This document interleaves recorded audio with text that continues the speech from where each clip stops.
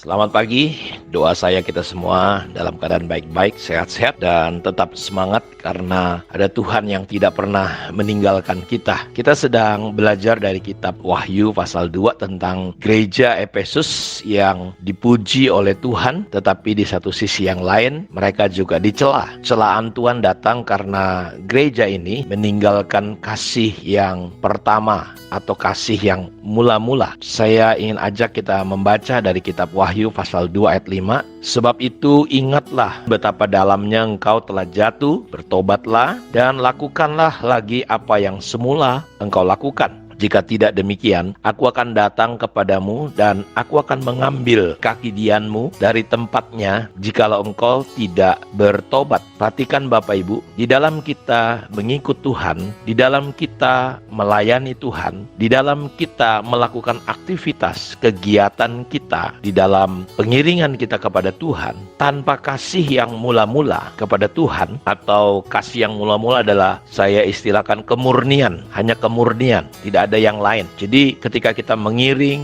melayani Tuhan tanpa kasih yang mula-mula kepada Tuhan, artinya tidak boleh ada yang lain, ya, ada kemurnian, tidak ada kata lain. Saudaraku, firman Tuhan katakan kepada gereja di Efesus ini, bertobatlah, betapa dalamnya engkau telah jatuh. Jadi ketika kita melakukan aktivitas pelayanan, mengikut Tuhan, ketika kita kehilangan kasih yang mula-mula, gereja Efesus jatuh cukup dalam. Dan hanya satu kata, Tuhan berkata, kita perlu bertobat sebab kita telah jatuh cukup dalam.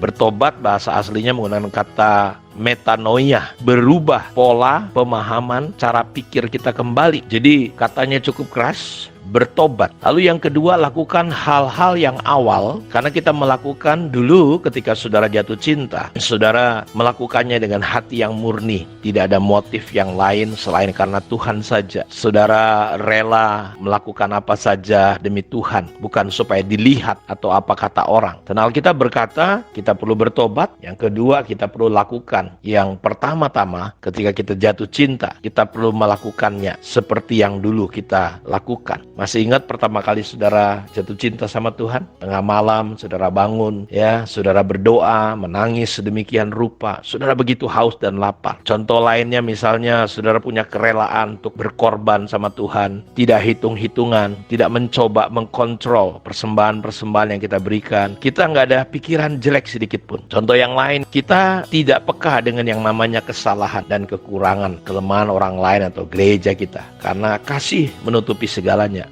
Mudah sekali berkata, udah nggak masalah, nggak apa-apa. Dan kalau itu sudah nggak ada lagi, saudaraku, kita justru lebih mudah sensitif dengan hal-hal sederhana kecil. Kita permasalahkan, saudara-saudara. Kita mulai menggembar-gemborkan, menggosipkan. Nah, itu tanda-tanda kasih kita yang mula-mula sudah mulai berkurang. Kita bisa memahami, memaklumi sedemikian rupa. Betul-betul kita mengenapi bahwa kasih menutupi banyak sekali kesalahan. Nah, yang saya ingin coba saudara perhatikan, yang ketiga, ketika gereja di Efesus kehilangan kasih yang mula-mula, ada konsekuensi. Jika kita tidak bertobat dan kembali kepada hal yang mula-mula, Tuhan berkata begini, aku akan mengambil, katanya. Jika tidak demikian, aku akan datang kepadamu dan aku akan mengambil kaki dianmu dari tempatnya jikalau engkau tidak bertobat. Kalau saudara perhatikan, kaki dian ini cerita tentang salah satu peralatan di bait Allah. Di bait Allah itu ada ruang suci, ruang maha suci. Nah, kaki dian itu adanya di ruang suci. Sebelum orang masuk ke ruang maha suci, ada mesbah dupa. Di situ Tuhan biasa berfirman kepada imam-imam yang melayani di situ, saudara-saudara. Nah, kalau kaki dian diambil, saudara, kalau kita katanya tidak bertobat dan melakukan yang pertama, kaki dian diambil. Saudara bisa bayangin, ini menggunakan kata nir, ya. Kalau bahasa Arabnya nur, cahaya, atau istilah saya hati nurani, cahaya yang bagi hati. Jika hatimu gelap, maka jika matamu gelap, gelaplah hatimu, ya. Jadi Bapak Ibu, ini ada satu konsekuensi yang kita harus perhatikan. Dan kalau katanya kita kita tidak bertobat, kembali kepada kasih yang mula-mula, melakukan hal yang pertama, Alkitab berkata, aku akan datang mengambil kaki Dian itu. Firman Tuhan itu adalah terang hidup manusia. Firman-Mu adalah pelita bagi kakiku, terang bagi jalanku. Saudara bisa bayangin artinya ketika saudara tidak berada dalam kasih kepada Tuhan, kita melakukan banyak kegiatan secara rohani, tetapi kita nggak dapat tuntunan dari firman Tuhan. Kaki Dian itu diambil. Makanya seringkali saya melihat orang ketika dia menghadapi masalah, saudara-saudaraku, dia sepertinya nggak ada firman lagi dalam hidupnya. Nggak ada bekas Tuhan dalam hidupnya. Dia mulai menghakimi, mencaci, memaki. Nggak ada lagi kegelapan yang ada dalam hidup. Jadi perhatikan baik-baik betapa bahayanya Bapak Ibu. Makanya Tuhan suruh betapa dalamnya engkau jatuh, bertobatlah, lakukanlah. Karena kalau kaki Dian itu diambil, kita sangat bahaya sekali Bapak Ibu.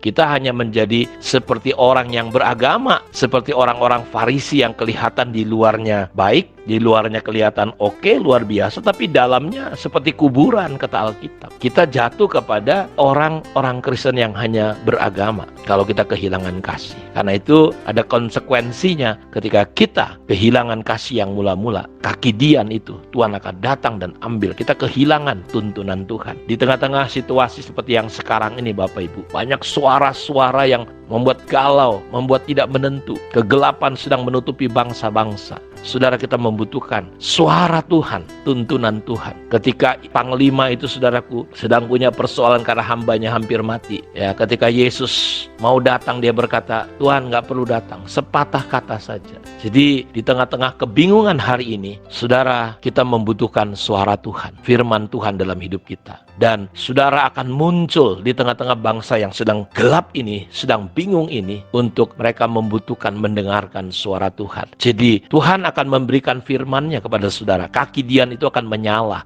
Ada firman Tuhan dalam hidup saudara. Karena itu mari kita memperhatikan hidup kita. Kalau kita sudah tidak lakukan yang pertama kita lakukan, bertobatlah agar kaki Dian itu ada di dalam hidup kita. Dan saya percaya Tuhan penuh dengan belas kasihan pada kesempatan renungan hari ini. Milikilah firman dalam hidup saudara. Karena firman Tuhan, dia berkata pada mulanya adalah firman. Firman itu bersama-sama dengan Allah. Dan firman itu adalah Allah sendiri. Tidak ada segala sesuatu yang diciptakan yang kelihatan tanpa firman. Semua diciptakan dengan firman. Dan di dalam firman itu adalah terang hidup manusia. Bayangkan, kalau kita tidak memiliki firman, betapa gelapnya kehidupan kita. Betapa bingung dan sulit dan susahnya kita menjalani kehidupan keluarga, apalagi di tengah-tengah situasi seperti ini. Biarlah firman Tuhan menjadi pelita bagi kaki kita, dengan saudara memelihara cinta kepada Tuhan. Tuhan memberkati renungan pada pagi hari ini. Shalom.